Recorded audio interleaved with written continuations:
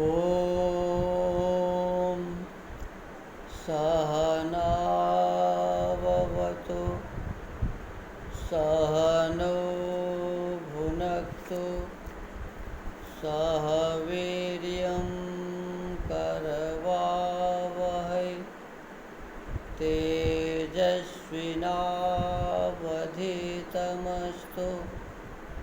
मा विद्विषावहै। ॐ शांति शांति शांति। आदरणीय श्रोतागण, सादर नमस्ते। आइए स्वाध्याय के क्रम में हम सभी ऋग्वेदादि भाष्य भूमिका पर विचार करते हैं। ऋग्वेदादि भाष्य भूमिका से उपासना प्रकरण में हमने स्वामी जी से ये सीखा था। स्वामी जी कहते हैं कि एकांत देश में अपने शरीर, आत्मा, मन सबको शुद्ध करके और उस परम ब्रह्म परमेश्वर में स्थापित करना चाहिए और उसी की स्तुति, उसी से प्रार्थना और उसी की उपासना करनी चाहिए। और इसके लिए वो कहते हैं कि पतंजलि महामुनिना स्वकृत सूत्रेषु वेद व्यास कृत भाष्ये चायमनुक्रमो योग शास्त्रे प्रदर्शितः। अब यो महर्षि वेद व्यास जी जो योग शास्त्र लिखते हैं, कहते हैं उसी योग शास्त्र से हम इस विद्या को, जो योग विद्या है, उसको बतला रहे हैं। मेरा अपना कोई नया मत नहीं है। प्राचीन समय में जो वेद से ऋषियों ने ग्रहण किया और वो ग्रहण करते हुए जब पतंजलि ऋषि तक आया तो पतंजलि ऋषि ने परमात्मा की उपासना, उसकी स्तुति और उसकी प्रार्थना कैसे की जाए, इस बात को ध्यान में रख के और उन्होंने योग दर्शन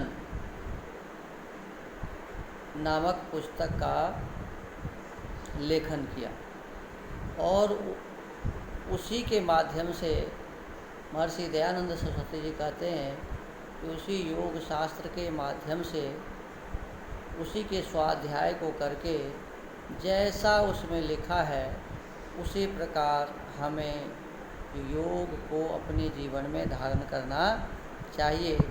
ईश्वर की उपासना इसी के द्वारा करनी चाहिए। तो योग शास्त्र क्या है, इस संबंध में थोड़ा सा हम जानकारी हासिल कर लें। हमारे हाथ में ये है योग दर्शन, जो महर्षि पतंजलि ने लिखा है और इस पर वेद व्यास जी, कृष्ण द्वैपायन व्यास जिन्हें हम बोलते हैं कि 18 पुराण के कर्ता हैं, तो ये 18 पुराण के कर्ता वेद व्यास जी इस पर भाष्य लिखते हैं। तो ये योग दर्शन में 4 पाद है और पहला जो पाद है, इस पाद को कहते हैं समाधि पाद, दूसरे पाद को कहते हैं साधन पाद, तीसरे पाद को कहते हैं विभूति पाद और चौथा जो पाद है वो है कैवल्य पाद। तो इसमें चारों पाद में जो सूत्र है उस सूत्र को हमें जानना चाहिए। ये है पहला पाद जो है ये समाधि पाद, इसमें 51 सूत्र हैं। दूसरा जो पाद है साधन पाद, इस साधन पाद में मात्र 55 सूत्र हैं। तीसरा जो पात्र है विभूति पाद, इस पाद में भी 55 सूत्र हैं। और चौथा जो पाद है कैवल्य पाद, तो इसमें 34 सूत्र हैं। तो कुल मिलाकर 55 और 55 ये दोनों 110 हो गए, और 110 में 51 जोड़ते हैं तो 61 होता है, माने 161, और 161 में हम 34 जोड़ देते हैं तो हो जाता है 95, 195। कुल 195 सूत्र हैं योग दर्शन में। और महर्षि दयानंद सरस्वती जी कहते हैं कि महर्षि पतंजलि जी ने जो योग दर्शन लिखा है उसी के अनुसार हमें योग का प्रशिक्षण लेना चाहिए, और इसके माध्यम से हमें उस परम ब्रह्म परमेश्वर की स्तुति, प्रार्थना और उपासना करनी चाहिए। हमारी कोई नई परिपाटी नहीं है, मैं आपको कोई नई बातें नहीं सिखाना चाहता कि मैंने इसका आविष्कार किया है और आप मेरे द्वारा बताए हुए मार्ग पर चलें। स्वामी दयानंद सरस्वती महर्षि दयानंद सरस्वती बिल्कुल अपने आप को पतंजलि मुनि के द्वारा बताए हुए मार्ग पर ले चलते हैं, और उसी के अनुसार हमें भी चलने को कहते हैं, प्रेरित करते हैं, और उसी के सूत्र को बताते हैं। तो इस योग दर्शन का जो प्रारंभ है, महर्षि पतंजलि कहते हैं अथ योगानुशासनम। जब इसको प्रारंभ करते हैं तो प्रारंभ करते हैं कि अब हम योग के जो शास्त्र हैं, अथ का मतलब होता है शुरू करते हैं, प्रारंभ करते हैं। जैसे अथ शब्दानुशासनम है, इस प्रकार से ऋषियों ने लिखा है। तो ऐसे इसमें पतंजलि लिखते हैं, महर्षि पतंजलि, कि अथ योगानुशासनम। अथ का मतलब होता है अब शुरू करते हैं। योग माने योग को बताने वाले, अनुशासन माने शास्त्र, योगानुशासनम माने योग को बताने वाले शास्त्र। तो इस प्रकार से हमें इस शास्त्र को समझना चाहिए, जानना चाहिए। इसी पर भाष्य करते हुए महर्षि व्यास जी लिखते हैं कि हमारा जो ये चित्त है, हमारा जो ये मन है, ये मन 5 प्रकार की अवस्था वाला है। क्षिप्तम, मूढ़म, विक्षिप्तम, एकाग्रम, निरुद्धम इति चित्त भूमयः। चित्त की जो स्थिति है, भूमि है, वो 5 अवस्थाओं वाली है। क्षिप्त अवस्था, मूढ़ अवस्था, विक्षिप्त अवस्था, एकाग्र अवस्था, निरुद्ध अवस्था। तो ये 5 अवस्था वाला ये चित्त है। इस पर भाष्य करते हुए स्वामी सत्य जी कहते हैं कि अथ शब्द अधिकार के लिए है। यह शब्द प्रारंभ को कहता है, यानी जब किसी शास्त्र को हम प्रारंभ करते हैं तो प्रारंभ करने के लिए अथ शब्द का प्रयोग होता है। इस शब्द से योगानुशासन नामक शास्त्र आरंभ किया जाता है, यह जानना चाहिए। यानी अथ शब्द से योगानुशासन नामक शास्त्र प्रारंभ किया जाता है, यह हमें समझना चाहिए। यही अथ का अर्थ है। योगानुशासनम, योग के स्वरूप अर्थात लक्षण, भेद, उपाय और फल। यानी योग का स्वरूप क्या है कि योग का लक्षण क्या है, भेद क्या है, उपाय क्या है और योग का फल क्या है। तो इसको बताने वाला जो शास्त्र है, उस शास्त्र का उपदेश किया जाता है। अब कहते हैं कि यह योग शब्द कैसे बना, तो कहते हैं यह योग शब्द युज समाधु धातु से घय प्रत्यय करने पर सिद्ध होता है। माने योग शब्द युज धातु है, जिसका अर्थ होता है समाधि। तो कहते हैं उसमें घय प्रत्यय कर देते हैं, तो युज समाधु धातु से घय प्रत्यय करते हैं तो योग शब्द सिद्ध हो जाता है। और अनुशासन शब्द अनु उपसर्ग पूर्वक सासु अनुशिष्ट धातु से ल्युट प्रत्यय करने पर सिद्ध होता है। यानी अनुशासन शब्द कहते हैं कि सासु धातु है और उस सासु धातु में अनु उपसर्ग लगाते हैं, तो अनु अनु उपसर्ग लगाने से फिर ल्युट प्रत्यय उसमें करते हैं और तब अनुशासन शब्द सिद्ध होता है। तो कहते हैं कि योगो अनुशिष्यते नेनेति योगानुशासनम, अर्थात योग का उपदेश जिस शास्त्र के द्वारा किया जाता है वह योगानुशासन नामक शास्त्र कहलाता है। अथवा इसका द्वितीय अर्थ यह है कि पुनः उपदेश, योगानुशासनम का दूसरा अर्थ करते हैं योगः अनुशासनम। तो अनुशासन का मतलब होता है कि पहले ये था, पुनः हम उसका उपदेश कर रहे हैं। यह योग का उपदेश सृष्टि के आरंभ में परमेश्वर के द्वारा वेदों में किया गया।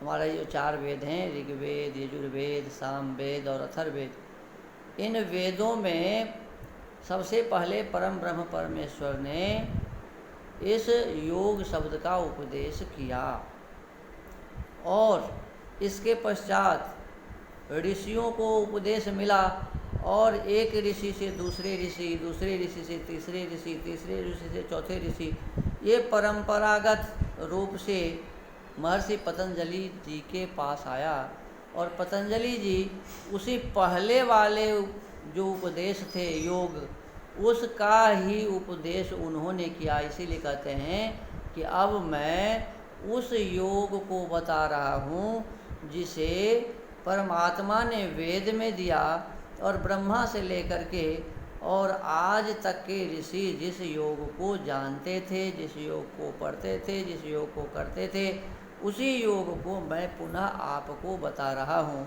तो योगानुशासनम का ये दूसरा अर्थ बताते हैं। उपदेश, यह योग का उपदेश सृष्टि के आरंभ में परमेश्वर एवं वेदों के द्वारा ऋषियों को प्राप्त हुआ। उन्होंने उस उपदेश योग का अनुष्ठान किया, साक्षात्कार किया तथा अन्यों को उसका उपदेश दिया। इस परंपरा से प्राप्त योग का महर्षि पतंजलि ने ग्रंथ के रूप में प्रणयन किया। यही परंपरा अनुशासन शब्द के द्वारा कही गई है। योग समाधि को कहते हैं। योग का अर्थ क्या है? तो योग का अर्थ समाधि है। योग समाधि को कहते हैं। समाधि चित्त की सब भूमियों में अर्थात अवस्थाओं में रहने वाला धर्म है। ये हमारा जो चित्त है, हमारा जो मन है, वो जो 5 अवस्थाओं वाला है, क्षेप्त, मूढ़, विक्षेप्त, एकाग्र और निरुद्ध, इन 5 अवस्थाओं में योग रहता है। ऐसा नहीं कि केवल हम समाधि अवस्था में ही योग को प्राप्त करते हैं या एकाग्र अवस्था और विक्षिप्त अवस्था में। कहते हैं कि ये सभी अवस्थाओं में रहने वाला धर्म है, चाहे क्षिप्त अवस्था है, चाहे मूढ़ अवस्था है, चाहे विक्षिप्त अवस्था है, सभी अवस्थाओं में रहने वाला ये धर्म है। तो योग सभी अवस्थाओं में रहने वाला चित्त का धर्म है। चित्त सत्व रजस तमस नामक जड़ पदार्थों से मिलकर बना हुआ एक पदार्थ है। हमारा जो ये चित्त है, जो 5 अवस्था वाला है, तो कहते हैं कि ये जो है सो एक पदार्थ है, एक वस्तु है जो सत्व, रजस और तमस, सतोगुण, रजोगुण और तमोगुण, इन पदार्थों के मेल से चित्त का निर्माण हुआ है, मन का निर्माण हुआ है। यह जीव का एक ऐसा ही आंतरिक साधन है जैसे कि हस्तपाद आदि बाह्य साधन है। जैसे हमारा ये हाथ है, हमारा ये पैर है, हमारे आँख, नाक आदि हैं, ऐसे ही हमारे भीतर में चित्त भी, मन भी एक साधन है। ऐसा हमें समझना चाहिए। जैसा हमारा ये हाथ है वैसा ही हमारा एक चित्त है, जैसा हमारा ये आँख है वैसे ही हमारा ये चित्त है, मन है। जैसे हमारे नाक है, नासिका है, ये कर्ण है, कान है, जिह्वा है, हमारे जितने भी शरीर के अंग हैं, इसी प्रकार एक अंग यह मन भी है। ऐसा समझना चाहिए। ये आंतरिक साधन है, जैसे कि हस्तपाद आदि बाह्य साधन है। जिस प्रकार हस्तपाद आदि साधन जीव के अधीन है, उसी प्रकार चित्त भी उसी के अधीन है। इस बात को हमें ठीक से समझ लेना चाहिए, जान लेना चाहिए। जैसे कहते हैं मैं, मेरा यह हाथ, मैं यही कहता हूँ, मेरा यह पैर, मेरे ये नासिका, मेरे ये आँख, मेरा ये सभी अंग, सारे शरीर मेरा शरीर, ऐसे ही मेरा मन।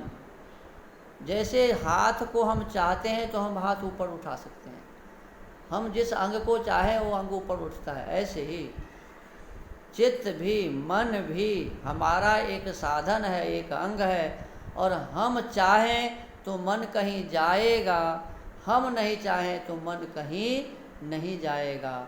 बस ये हमें समझना चाहिए। मन हमारा, चित्त हमारा एक साधन है, हमारा एक अंग है। जैसे हमारा ये हाथ, और हाथ को हम चाहते हैं तो हाथ उठता है, हम नहीं चाहते तो हाथ नहीं उठता।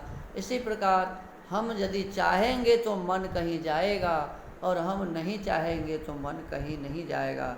तो कहते हैं जिस प्रकार हस्तपाद आदि साधन जीव के अधीन है, माने आत्मा के अधीन है, उसी प्रकार चित्त भी हमारे ही अधीन में है। इस बात को हमें समझना चाहिए। चित्त की 5 भूमियाँ हैं: क्षेप्त, मूढ़, विक्षेप्त, एकाग्र और निरुद्ध।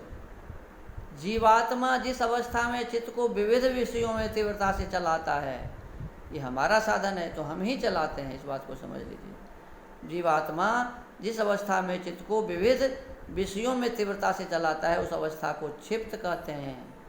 यानी उस समय में हम अपने मन को इधर उधर घुमाते रहते हैं। उस अवस्था में जो कार्य हानिकारक होते हैं, उन कार्यों को भी वह कर बैठता है धरफड़ी में। इस अवस्था में रजोगुण की प्रधानता होती है। जब हमारा चित्त क्षिप्त होता है, चंचल होता है, तो उस समय सतोगुण, रजोगुण और तमोगुण में रजोगुण अधिक हो जाता है हमारे मन में।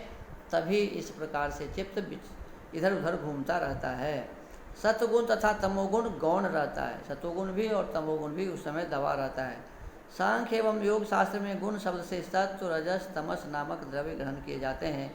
इन तीनों का समुदित नाम प्रकृति, प्रधान आदि है। सांख्य शास्त्र में कहा है कि सतोगुण, रजोगुण और तमोगुण ये जो है गुण है, और इस तीनों को एक साथ क्या कहते हैं? प्रकृति कहते हैं या प्रधान कहते हैं। तो निद्रा, तंद्रा, आलस्य, मूर्छा आदि अवस्थाओं में जीवात्मा को जब विशेष ज्ञान नहीं होता, जब बिल्कुल सोया होता है या जगा भी है और कुछ भी मालूम नहीं है, तो ऐसे अवस्था में यह जो अवस्था है, इस विशेष अवस्था में उसे कोई ज्ञान नहीं होता, अथवा विशेष ज्ञान नहीं कर पाता, उसको मूढ़ अवस्था कहते हैं। मूढ़ावस्था में कुछ भी समझ नहीं पाता व्यक्ति।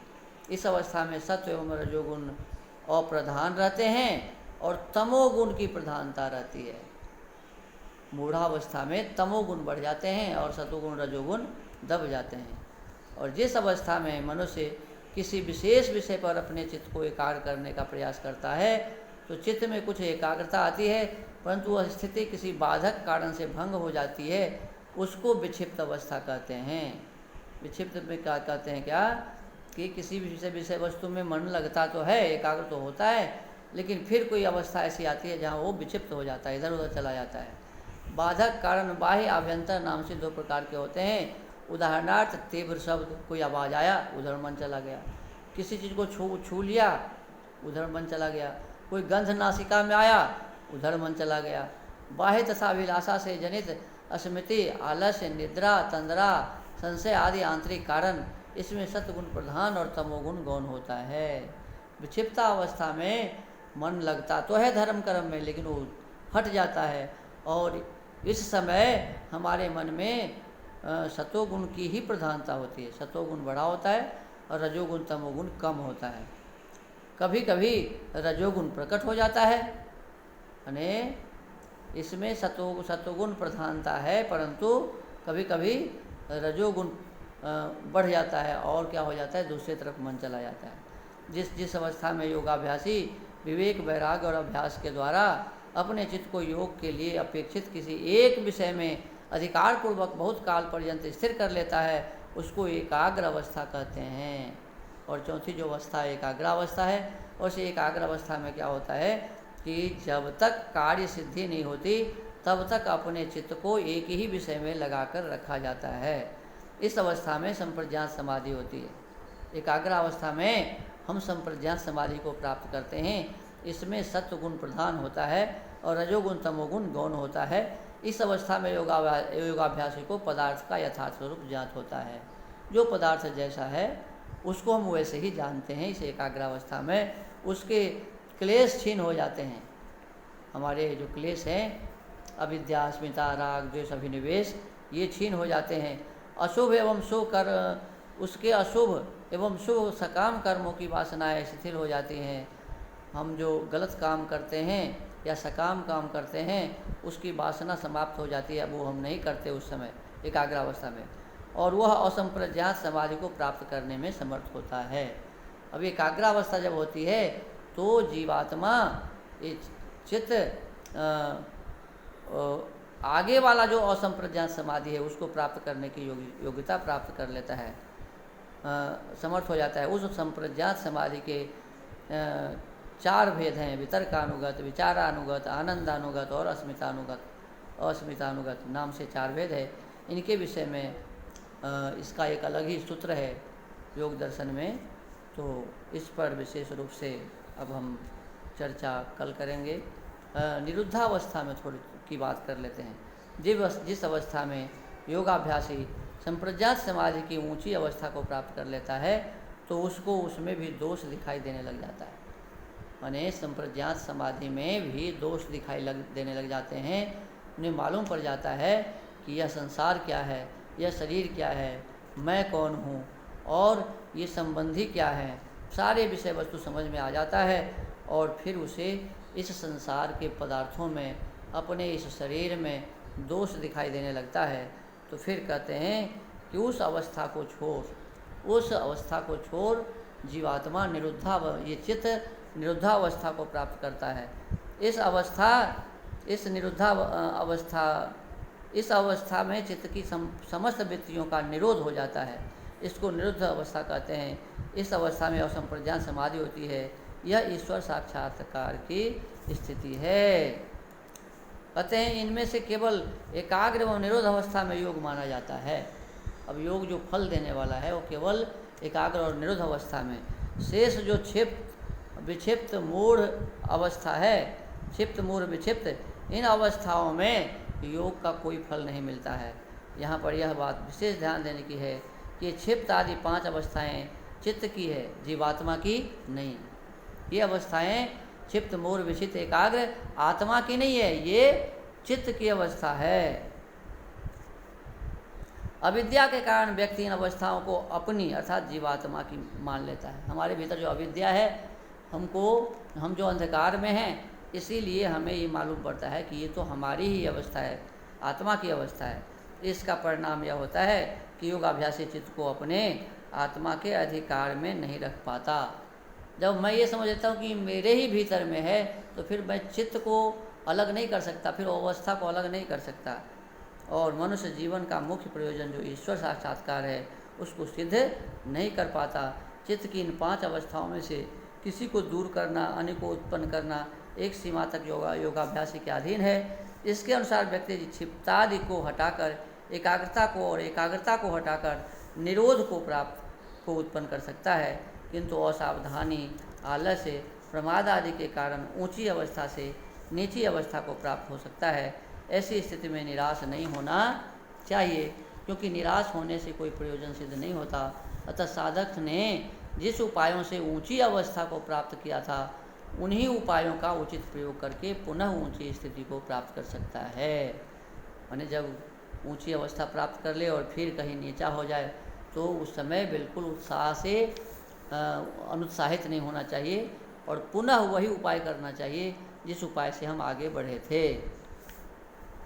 कुछ ऐसी स्थितियां भी होती हैं जिनमें व्यक्ति प्रयत्न करने पर भी क्षिप्त आदि को हटाकर एकाग्र और निरोध अवस्थाओं को प्राप्त नहीं कर पाता।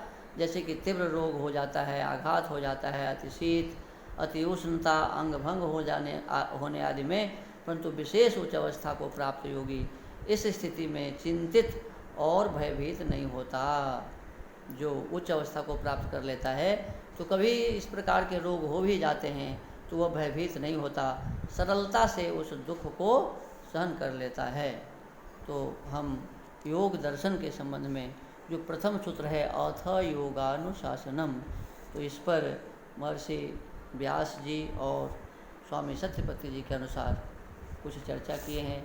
स्वामी दयानंद सरस्वती जी इसके आगे वाला जो सूत्र है वहाँ से प्रारंभ करते हैं। तो इसके आगे वाले सूत्र पर कल हम चर्चा करेंगे। सबको नमस्ते, सबको धन्यवाद। ओम।